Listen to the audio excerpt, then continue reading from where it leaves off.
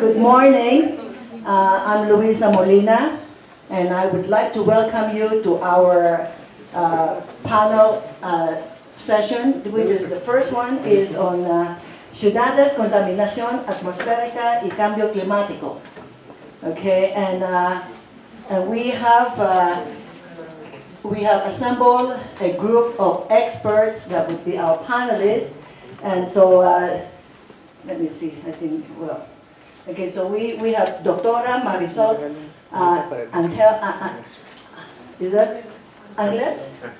Hernandez from UNAM, Instituto de Investigaciones Jurídicas, and then Dr. Victor Hugo Paramo could not be with us, but we are very pleased to have Rodolfo Iniestra, which is the sub-director of air quality at INEC, and then we have Doctora Beatriz Cárdenas, the air quality general director for air quality management at SEDEMA, Alberto Mendoza from Tec de Monterrey at atmospheric science, and then Dr. David Paris from he was the head of the tropospheric chemistry at the National Oceanic and Atmospheric Administration, the USA. And actually, David is going to give a talk this afternoon at 4 o'clock in the NABOR auditorium, okay? So let me just, I just want to give a very brief introduction. What the objective of this panel, which is, sorry, I put everything in English because my English is better than my Spanish, I think.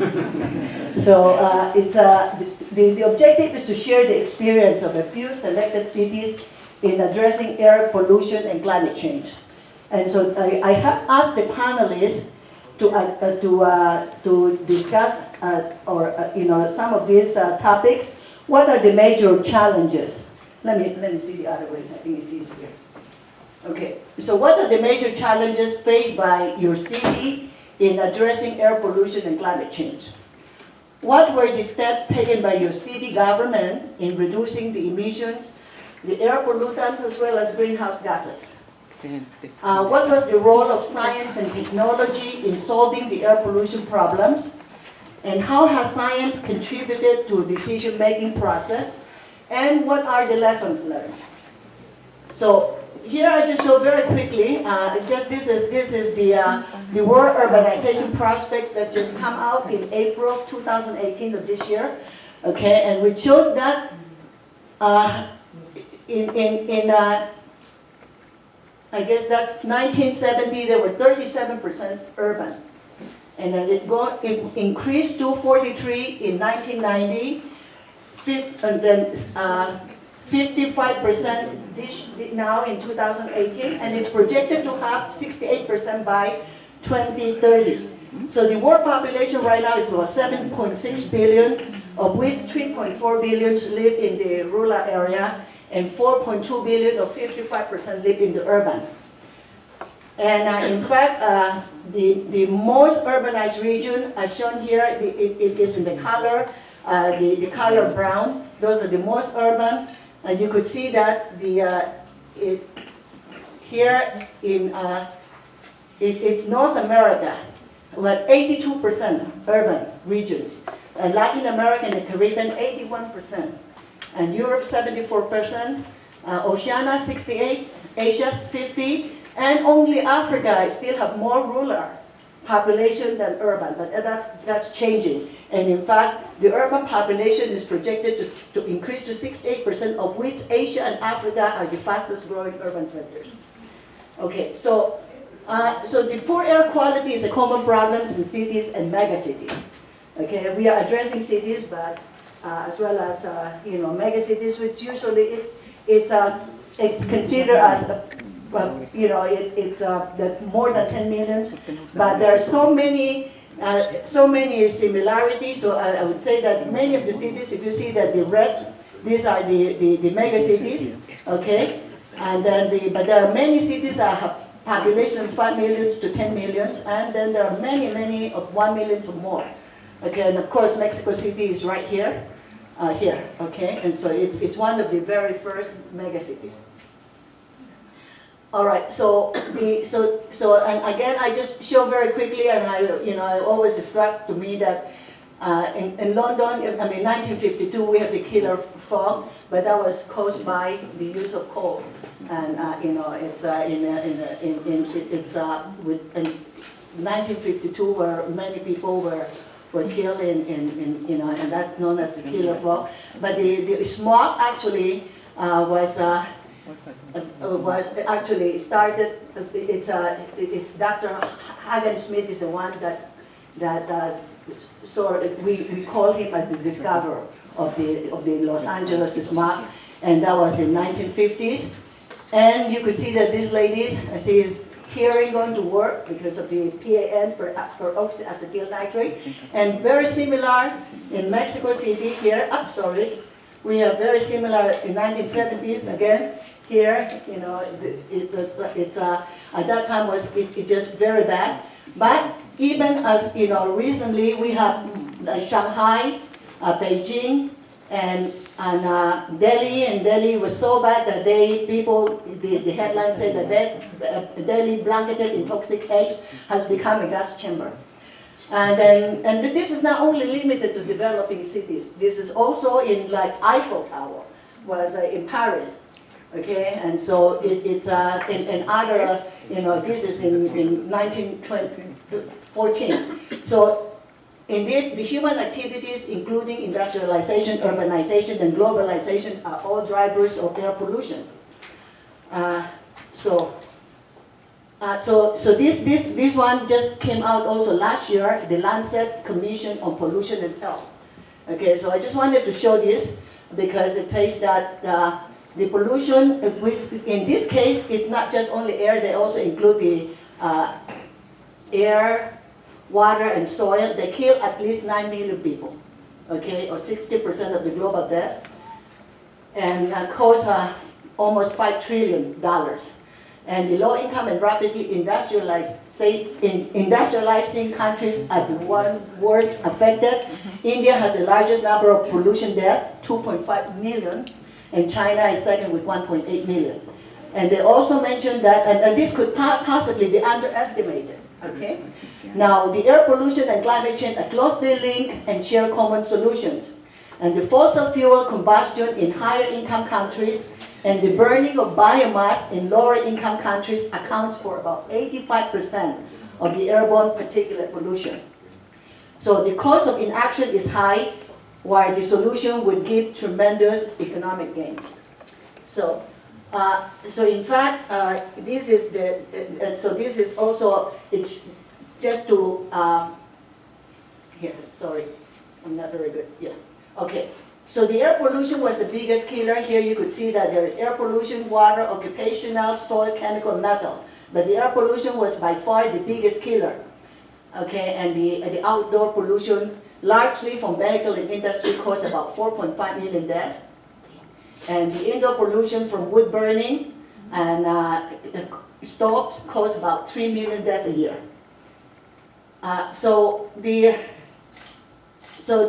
Here I just show that the emission from urban areas and the impacts you have from human activities, energy, motorized transport, agriculture, land management, industrialization, urbanization, and mining operation.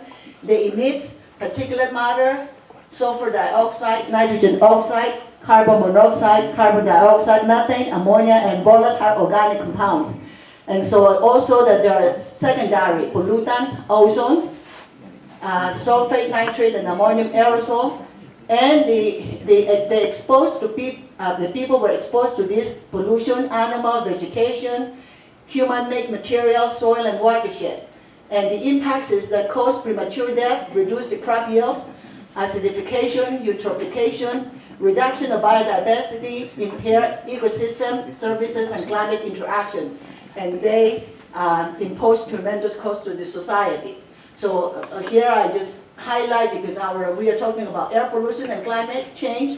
They are interrelated with respect to sources, atmospheric processes, and human and environmental impacts. I think that I'll just mention very briefly that this is from the IPCC AR5 published in 2013 that shows that the global radiative forcing estimates in 2011 relative to 1750, and you could see that CO2 has the highest radiative forcing, but then there are also many other, including what we have here is black carbon, here aerosol, and the black carbon is actually quite high, and so that leads to me for the next. Let me go here. I'll just go through this very quickly. So the sources and impacts of cities and megacity pollution. There is a large variation in the sources and degree of emission between the cities and megacity by geographical region, as I just mentioned before. Much of the cities and megacity emission in Europe and Americas associated with road use, whereas in Asia and Africa they are mainly from residential natural biofuel consumption. So the emission of NOx, carbon monoxide, VOCs, drive the formation of photochemical smog and the associated oxidants. And they degrade the air quality and threaten both human and ecosystem health. And this same emission drive the production of ozone. So ozone is not just only a smog bad for health, but it's also a potent greenhouse gas. And so it's a powerful greenhouse gas in the free troposphere, contributing to global warming. So cities and megacities are major sources of greenhouse gases, including CO2, methane, nitrous oxide, and halocarbons, and other radiatively important species that contribute to climate change. So let me skip the rest, but here I just wanted to mention now there is an emerging issue that it's the recent scientific evidence demonstrate that control of non-CO2, what we call the short-lived climate pollutant, and these are I showed you before, the black carbon, and then there's also the ozone. Ozone is a secondary pollutant. They are harmful air pollutant, but they also contribute to global and regional climate change. And together with methane, another important precursor of ozone, these are known as the short-lived climate forcers because they are of their short residence time. Black carbon has about days to weeks, and actually the ozone also it's weeks to month, and the methane about 10 to 12 years in the atmosphere. And so they are short compared to carbon dioxide, which is centuries or longer. And so the scientific evidence show that the control of these non-CO2 short-lived climate pollutants through rapid implementation of proven emission reduction measure would have immediate and multiple benefits for human well-being, and they reduce air pollution, they protect public health and crops, and they also slow down the near-term global warming, reducing the regional impacts of climate change. And many of the measures are already in use. Okay, they are already incorporated in the official air quality management program as well as climate action plan. So it's not inventing something new, but it is. But one has to really be very. It's important to design and implement them. So anyway, so let me just. I think that's okay. So very quickly, so black carbon. I think that Rodolfo is going to talk about short-lived climate pollutant. So it is, black carbon is a major component of soot, which is what you see when it's coming out from the diesel trucks, and the primary sources are diesel engine, small industrial sources, solid biofuel for cooking and heating, and agriculture and forest fire, and they influence They influence the climate by directly absorbing sunlight in the atmosphere, reducing the reflectivity of snow and ice through deposition, and interacting with clouds. And as I showed before in that IPCC view graph, that they could be the second largest contributor to global warming after carbon dioxide. And because they have, their lifetime is so short, so they produce immediate results. And so if you appropriately targeted soot control could have potential of accelerate and enhance both climate and air quality related health benefits. So methane is unique, and methane is already one of the Kyoto protocol, the one of the 6 greenhouse gases under Kyoto Protocol, together with CO2, methane, methane with nitrous oxide, hydrofluorocarbons, perfluorocarbons, and sulfur hexafluoride. And methane contribute about 20% of the greenhouse warming, okay, greenhouse gas warming, but their global warming potential is much higher. In terms of 100-year horizon, they're about 33 to 34 times of CO2, but because they are short-lived, so we usually use the 20-year, then it'll be about 100 times of CO2, okay? So, and it has a relatively long atmospheric lifetime, 12 years, short compared to CO2, but long, such that the emission become well mixed. So there are equal impact everywhere, okay? Now, they contribute significantly to background tropospheric ozone, and also that they have other co-benefits. Methane capture from landfill and wastewater treatment plant could result in significant health, energy, and economic co-benefits. And also methane projects that produce biogas locally for cooking and heating would also reduce the CO2 and black carbon emission. I think that we all know about the tropospheric ozone. I already mentioned that it's a smog, but it's also a greenhouse gas. So let me go to, finally. This one, I just put this one up because I attended IPCC. For the first time, they organized a meeting on IPCC Cities and Climate Change Science Conference, which was held in May of this year in Edmonton, Canada. And so the focus is on the cities, on the climate change, okay? And I listed some of the 6 priority identified by the Scientific Steering Committee. Expand observations, it's number 1, okay? Many places don't have data.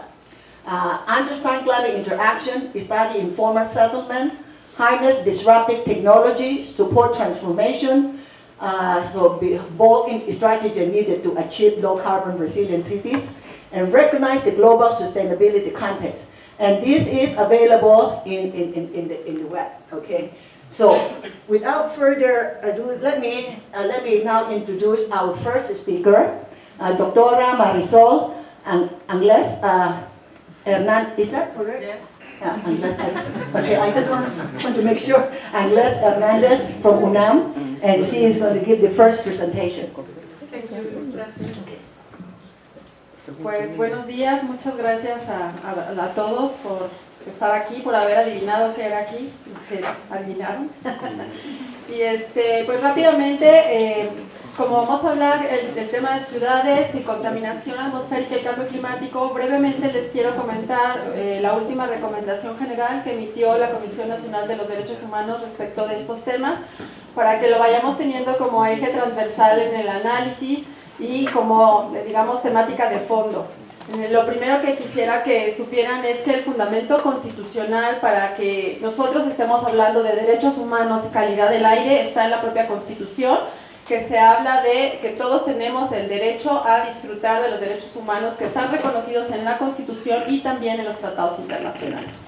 Pues como aquí la mayoría no son abogados o sociólogos, rápidamente les cuento que los derechos humanos son este paquete con el que nacemos, que no lo elegimos ni decimos si lo queremos o no. Es una serie de prerrogativas que de manera inherente nos acompañan a lo largo de nuestra vida para que ésta se desarrolle en condiciones de calidad. A su vez, como los derechos se reconocen tanto en la Constitución como en los tratados internacionales, como ya lo dijo Luisa, ello nos lleva definitivamente a hablar de la Convención Marco de Naciones Unidas sobre Cambio Climático, que en 2 preceptos fundamentales nos habla de evitar los efectos adversos del cambio climático que inciden en la salud y el bienestar humanos, y luego en el siguiente precepto nos habla de reducir al mínimo los efectos adversos en la economía, pero también en la salud pública y en la calidad del medio ambiente, de todas las acciones que los Estados parte implementen en el marco de la Convención sobre Cambio Climático.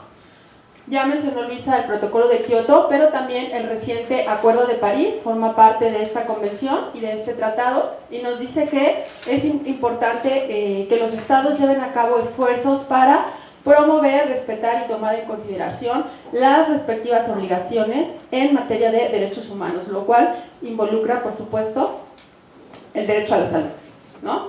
Entonces, retomando nuestra Constitución, a su vez menciona que todas las autoridades del Estado están obligadas en cuestiones de promover, respetar, proteger y garantizar los derechos humanos en un contexto, que esto es bien importante para lo que vamos a ver rápidamente, es la progresividad. ¿Qué quiere decir el principio de progresividad? Que tenemos que ir avanzando poco a poco en la garantía y la protección de los derechos. Que no se vale dar un pasito para adelante y luego 2 pasitos para atrás. Aunque sea de poco, pero tenemos que ir de manera constante y progresiva avanzando. Esto nos lleva con las obligaciones de prevenir, investigar, sancionar y reparar, y es aquí donde se conecta con la Comisión Nacional de los Derechos Humanos. Esta comisión tiene por objeto proteger estos derechos amparados en nuestro orden jurídico. Es un órgano autónomo con estas facultades, prevenir y observar. En el marco de sus facultades, la comisión puede emitir recomendaciones generales. ¿Por qué se llaman generales?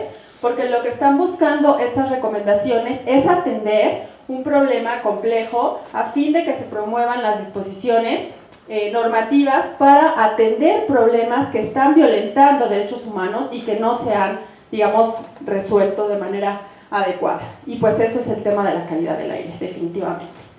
Entonces, ¿qué observa la recomendación? ¿Y por qué les muestro desde qué observa? Porque desafortunadamente la recomendación, cuando ya llegan las recomendaciones, pues tiene algunos dejos que no nos van a permitir implementarlo, porque pues hay una distribución de competencias, de facultades que no necesariamente le corresponden a la federación, y entonces aquí entramos con el tema del federalismo, la concurrencia y pues digamos que dicho de otro modo el peloteo, ¿no? No me toca a mí, me toca a ti, y en este peloteo pues es difícil afianzar la toma de decisiones. Pero lo más relevante de la observación es que reconoce que hay una omisión, eso quiere decir responsabilidad del Estado, en cuanto a revisar cada 5 años la actualización de las normas oficiales mexicanas que tienen que ver con diferentes elementos de calidad del aire y que se involucran con salud ambiental.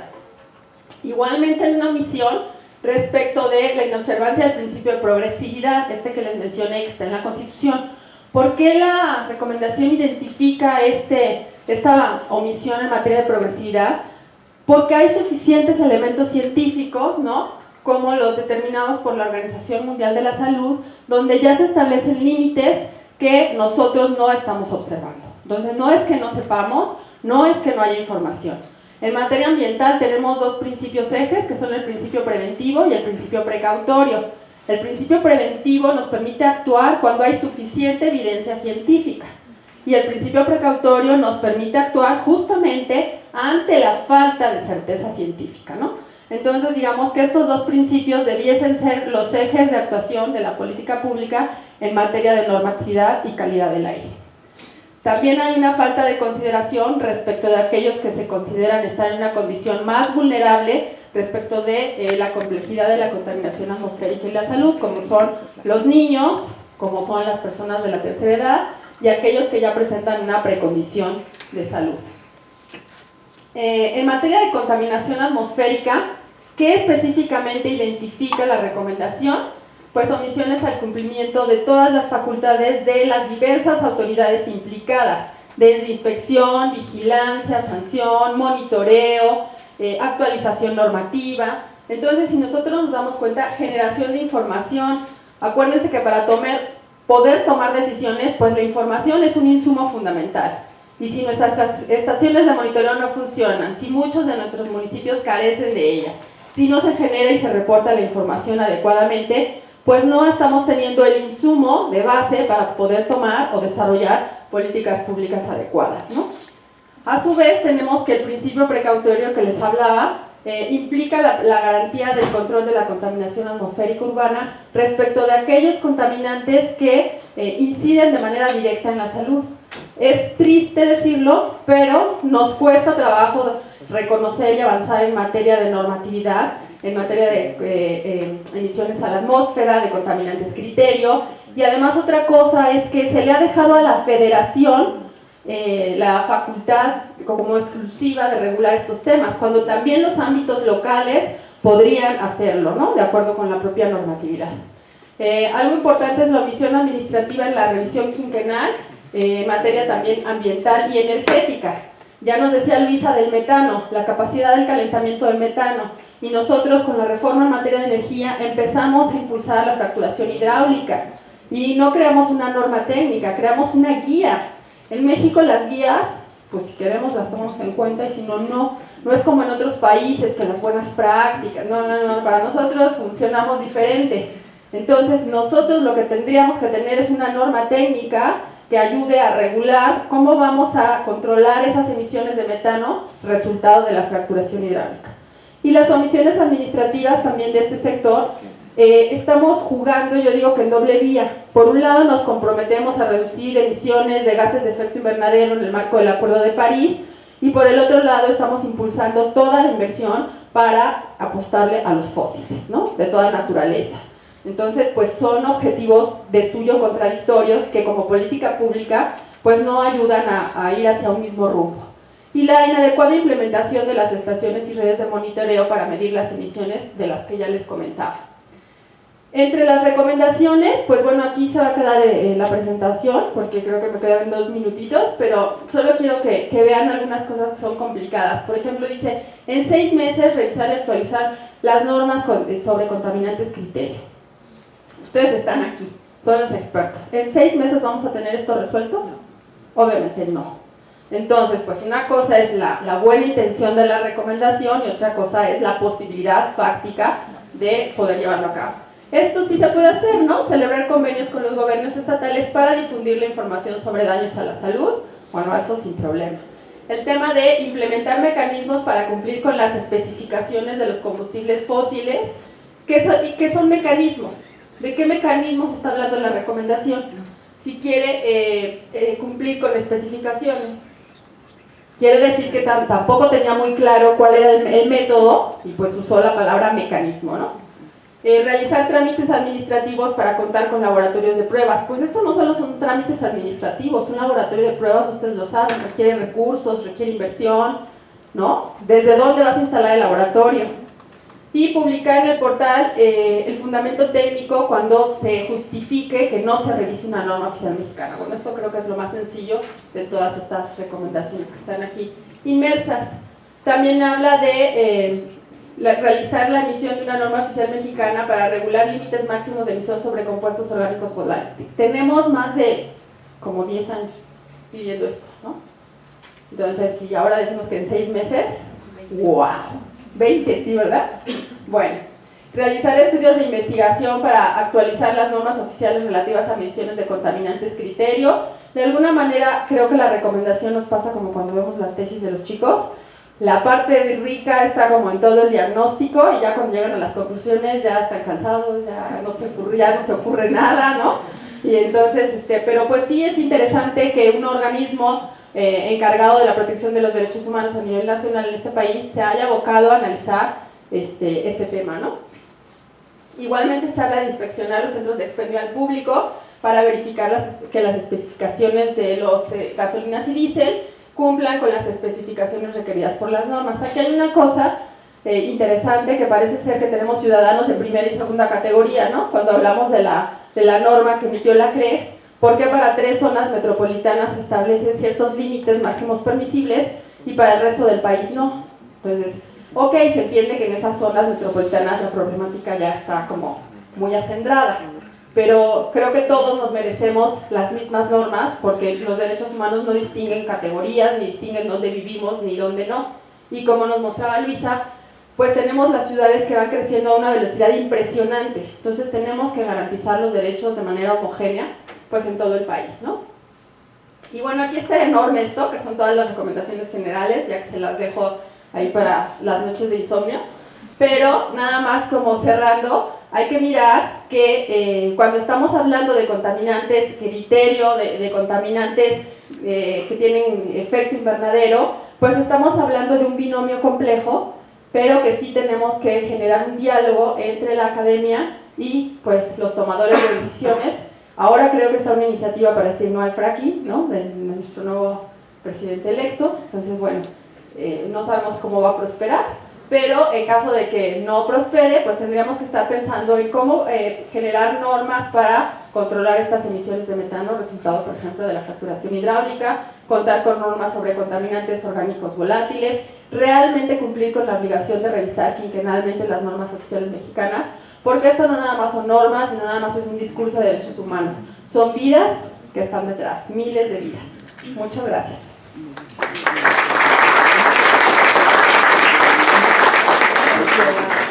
Thank you very much, Marisol. Gracias. I wonder, maybe we could take a couple questions? Well, let's take a couple questions and then from Marisol.